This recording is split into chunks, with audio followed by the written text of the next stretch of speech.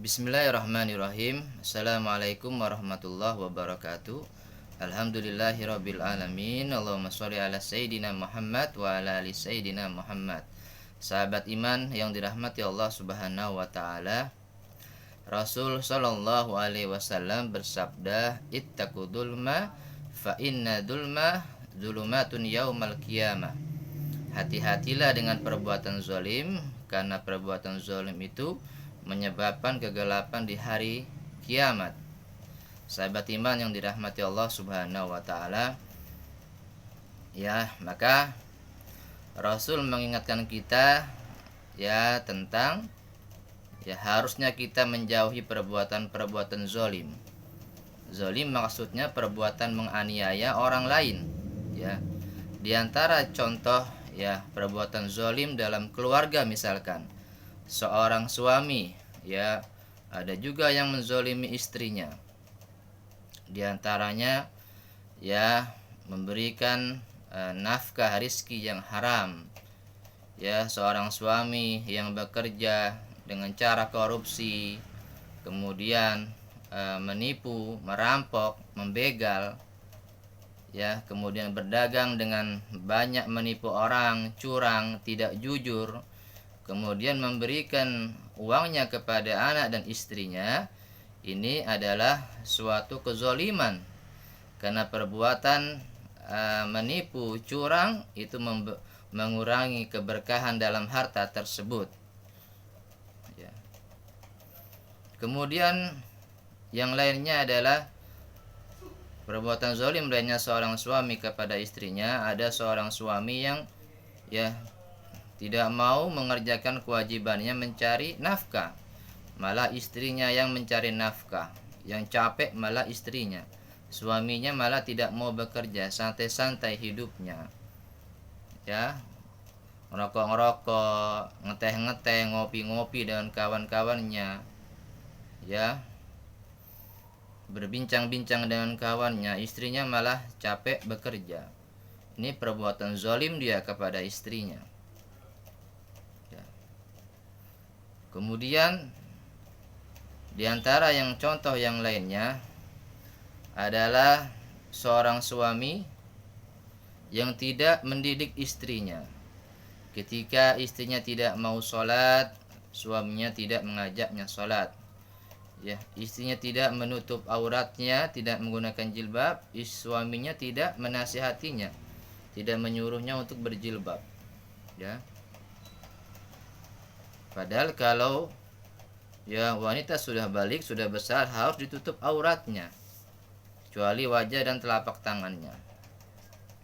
Kemudian contoh yang lainnya, perbuatan zalim lainnya adalah seorang ayah kepada anaknya. Di antaranya adalah seorang ayah yang tidak pernah berinteraksi dengan anak-anaknya. Ketika pulang kerja, tidak mau berkomunikasi dengan anak-anaknya. Sang ayah sibuk dengan kerjaannya, bahkan ada yang sibuk dengan teman-temannya, dengan laptopnya terus bekerja terus. Padahal sang anak membutuhkan yang namanya perhatian, komunikasi dengan anaknya. Anak butuh ditanya, butuh diperhatikan, diberikan kasih sayang, diajak bicara, ini zalim, perbuatan zalim. Kemudian juga ada sang ayah yang melakukan kekerasan kepada anak-anaknya, dengan alasan supaya anaknya nurut, gampang diatur. Nggak mau nurut, disabet pakai sapu, gagang sapu, pakai ikat pinggang, dipukul anaknya, ditendang anaknya. Ini kekerasan fisik kepada anak, yang anak dia tidak akan lupa ketika dia besar nanti, bagaikan paku yang menancap dalam tembok. Ketika dia paku tersebut dicabut, maka masih ada sisa bekas pakunya. Makanya sebagai orang tua kita harus hati-hati dalam berucap kepada anak. Jangan ucapkan perkataan-perkataan yang tidak baik, yang menghina, merendahkan anak. Itu akan menancap dalam hatinya anak. Begitu juga dengan perbuatan-perbuatan, pukulan, tendangan, sabetan. Itu sampai anak besar nanti, tua nanti masih ingat. Ya, namanya anak masih kecil, ya masih susah diatur. Belum bisa menurut karena mereka belum paham, belum menalar. Kalau dia nanti sudah besar, kelas 1 SMA, sudah mengerti sedikit tentang kehidupan, ya maka dia akan bisa ya melakukan perbuatan yang kita suruh, ya sudah paham, sudah besar. Maka sahabat iman, jangan sampai kita menjadi orang yang zalim, karena orang yang zalim kata Rasul, ya orang-orang yang nanti di hari akhirat, hari kiamat itu mendapatkan kegelapan, di mana orang-orang ketika di hari kiamat, di hari akhirat berjalan dengan cahaya lampu keterangan. Apalagi orang-orang yang suka baca Al-Quran, suka ibadah, suka tahajud, terang dia. Tapi orang-orang yang zalim gelap. Kita bayangkan kita sebagaimana kalau mati lampu, gelap, nggak ada petunjuk, susah buat berjalan. Nah itu hukuman bagi orang-orang yang zalim.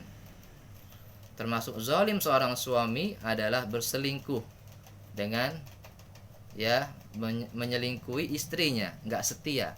Itu zalim sekali, pengkhianatan.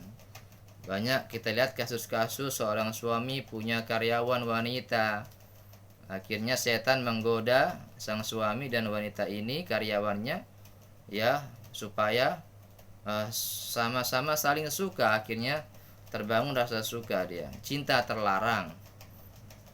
Kalau suami yang soleh ini harusnya menutup cinta terlarang tersebut.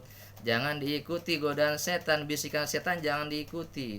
Tapi dia malah suka yang halal, ya suka kepada yang haram, yang halal mau dibuang. Ini pemikiran yang salah, yang tidak benar. Setan mengajak teman-temannya untuk maksiat, jangan diikuti. Perselingkuhan haram, dosa. Kata Allah bahwa asyuruhunna bil ma'ruf, bergaulilah mereka istrimu dengan cara yang ma'ruf, yang baik. Ya, sayangi istri, bahagiakan istri, setialah kepada istri sampai nanti menua bersama. Itu baru benar suami yang soleh seperti itu. Semoga bermanfaat. Wassalamualaikum warahmatullahi wabarakatuh.